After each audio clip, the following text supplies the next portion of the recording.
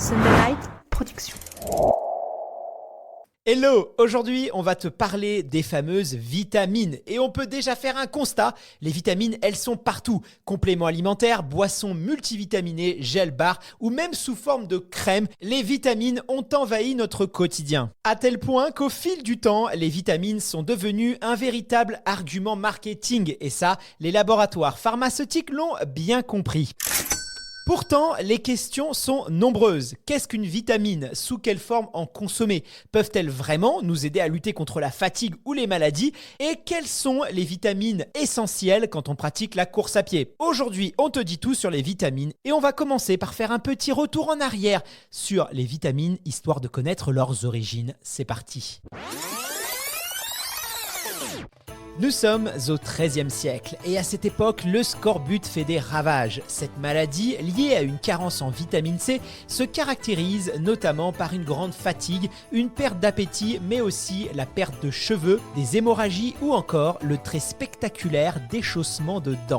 Véritable fléau chez les marins qui passent de longs mois en mer et chez les populations les plus pauvres, le scorbut se révèle potentiellement mortel s'il n'est pas pris à charge à temps. Et cette maladie continue de sévir de façon importante jusqu'au 19e siècle. Finalement, le Hongrois Albert Zenz-Györgyi met au jour en 1933 la vitamine C, extrait non pas de l'orange mais du paprika, et il démontre son efficacité pour lutter contre le scorbut. Cette avancée majeure sera même récompensée par le prix Nobel de médecine en 1937.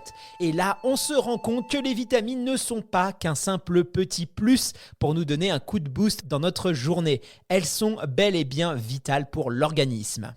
Aujourd'hui, on sait qu'il existe 13 familles de vitamines qui sont définies et classées en 2 catégories. Je vais t'expliquer quelles sont ces 2 catégories. C'est pas forcément le moment le plus ludique de cette capsule, mais c'est toujours intéressant de le savoir. Tu as les vitamines liposolubles, elles sont appelées ainsi tout simplement parce qu'elles peuvent se dissoudre dans les graisses. Ce sont les vitamines A, D, E, K. Mais attention, leur capacité à être accumulées par l'organisme peuvent entraîner un risque potentiel de toxicité en cas de surdosage. Donc, ne fais pas n'importe quoi. Ensuite, les vitamines hydrosolubles peuvent quant à elles se dissoudre dans l'eau. Il s'agit des vitamines du groupe B, B1, B2, B3, B5, B6, B8, B9, B12 et les C. Et elles aussi peuvent être stockées, mais les risques de surdosage sont beaucoup moins élevés car on peut facilement les éliminer dans nos urines. Ok, une fois qu'on a dit ça, qu'est-ce qu'on fait? Je veux dire, à quoi servent vraiment ces vitamines? On entend souvent que les vitamines sont la source pour notre organisme. Tu es un peu fatigué? Prends des vitamines. Tu es souvent malade? As-tu fait une cure de vitamines au lieu de te plaindre? Pourtant, contrairement aux idées reçues, les vitamines n'apportent pas d'énergie au corps. Elles sont en réalité des compléments indispensables aux différents échanges vitaux. Dès lors que les apports recommandés sont respectés, chaque vitamine joue un rôle important dans la construction et le fonctionnement de l'organisme. Rassure-toi, je vais te donner des exemples parce que c'est toujours plus simple avec des exemples. La vitamine A, par exemple, elle est utile pour la vision, le développement des os ou encore la qualité de ta peau. La vitamine C apporte quant à elle du tonus et renforce tes défenses immunitaires. La vitamine D, elle est indispensable pour préserver la densité osseuse. Et la vitamine K, à quoi sert la vitamine K? Elle permet la bonne coagulation du sang et donc de la circulation. Bref, un manque de vitamines peut entraîner l'apparition de maladies, mais l'inverse est tout aussi vrai.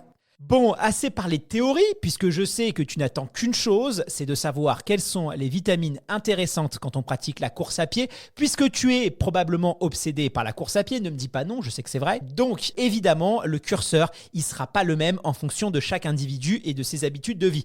Par exemple, pour un coureur à pied, on doit être attentif à la vitamine D qui participe à la reconstruction osseuse et qui est donc primordiale pour bien récupérer. Alors, soyez un peu plus vigilant si vous vivez dans une région pas forcément ensoleillée. Je ne vais pas stigmatiser la région nord ou les Bretons. Non, pas de ça ici. Il faut arrêter avec ça. Alors oui, on trouve cette vitamine dans les végétaux et les produits de la mer principalement, mais elle est aussi produite par le corps grâce aux UV, autrement dit les rayons du soleil, quand l'apport initial est insuffisant. Donc si l'hiver, vous avez un peu de soleil, essayez d'en profiter pour vous mettre plein soleil sur votre terrasse. Idéalement, également en t-shirt, histoire de faire le plein de cette vitamine D. Elle est quand même très utile pour la récup.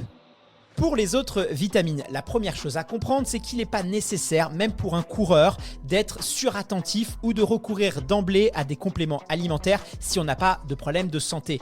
Donc, exit les super jus, les pilules miracles. Le meilleur moyen d'éviter les carences, c'est d'avoir une alimentation variée, équilibrée et en quantité suffisante. Mais du coup, où trouve-t-on précisément toutes ces vitamines dont le corps a besoin? Eh bien, déjà, alerte spoiler, ce n'est pas dans les pharmacies ou sur internet. Concernant les vitamines liposolubles, autrement dit, si vous avez bien suivi, les vitamines A, D, E et K. On peut trouver de la vitamine A dans le beurre, les jaunes d'œufs ou encore le fromage. La vitamine D sera particulièrement présente dans les produits de la mer comme le thon, le saumon, mais aussi le beurre et les produits laitiers. Pour trouver de la vitamine E, il faudra se tourner vers les huiles d'olive, de tournesol par exemple. Et enfin, la vitamine K se trouve dans les légumes verts, le bœuf ou encore la laitue. Du côté des vitamines hydrosolubles, on trouvera de la vitamine B1 dans les céréales, la viande de porc, de la vitamine B2 dans le fromage à pâte molle et les noisettes. Évidemment, pour les noisettes, le Nutella, ça marche pas, mais bon, ça c'est du bon sens. De la vitamine B3 dans les cacahuètes, le café en poudre, de la vitamine B5 dans les champignons, le poulet ou les œufs durs, de la vitamine B6 dans les brocolis, le foie de bœuf ou le jaune d'œuf, de la vitamine B8 dans les avocats, les champignons, de la vitamine B9 dans les échalotes crues, la farine de châtaigne et de la vitamine B12 dans les huîtres, les crevettes et enfin la vitamine C dans tous les fruits et les légumes. Alors bien sûr, cette liste déjà bien remplie, elle n'est pas exhaustive, mais si j'ai pris le temps de te faire une liste de courses, c'est tout simplement pour te montrer, te démontrer que tu peux retrouver toutes les vitamines dont ton corps a besoin dans ton alimentation au quotidien. Et le petit plus à savoir, c'est qu'en consommant des fruits, des légumes, des fruits à coque de saison, bien souvent tu vas répondre aux besoins naturels de ton corps en fonction de la saison, puisque la nature est bien faite et elle t'offre tout ce dont tu as besoin au moment le plus opportun. Allez, on peut quand même donner un petit coup de pouce à notre organisme pour maximiser leur assimilation. Pour les vitamines liposolubles, les A, les D, les E, les K, je répète pour ceux qui sont au fond de la classe, on peut consommer des huiles végétales afin de faciliter leur absorption. Pour les vitamines qui sont sensibles à la chaleur, parce que oui, il faut faire attention à ça, comme par exemple la vitamine C qui ne résiste pas à la cuisson, on peut opter pour consommer des produits qui se mangent crus, comme des fruits ou des crudités. Et enfin, pour les vitamines sensibles à l'air et à la lumière, oui, ça va aussi loin que ça, vous pouvez conserver vos produits dans des emballages opaques à l'abri de la lumière et du froid. Alors maintenant que la vitamine n'a plus de secret pour toi et que tu vas pouvoir briller dans les dîners mondains, il y a quand même un sujet qu'on n'a pas abordé, c'est les quantités et les compléments alimentaires. Alors, on va déjà répondre à la première question au niveau des quantités.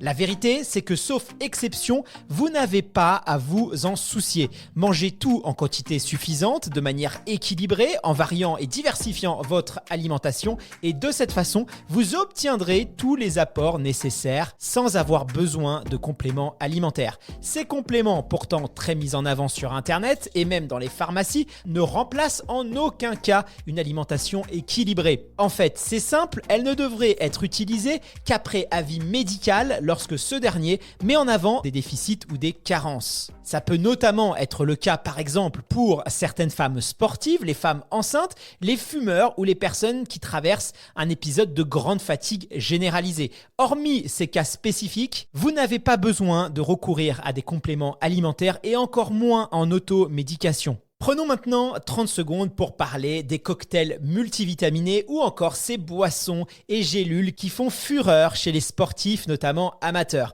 Il s'agit le plus souvent de produits construits autour d'arguments marketing vendus extrêmement cher, mais qui en réalité n'ont quasiment aucune utilité puisque votre corps n'a pas besoin d'autant de concentré de vitamines en une seule prise. Il est bien incapable de les assimiler et le plus souvent cet excédent de vitamines va finir dans vos urines et c'est quand même bien dommage vu le prix que vous avez payé à ces boissons. Après, libre à vous d'avoir le pipi le plus cher de France.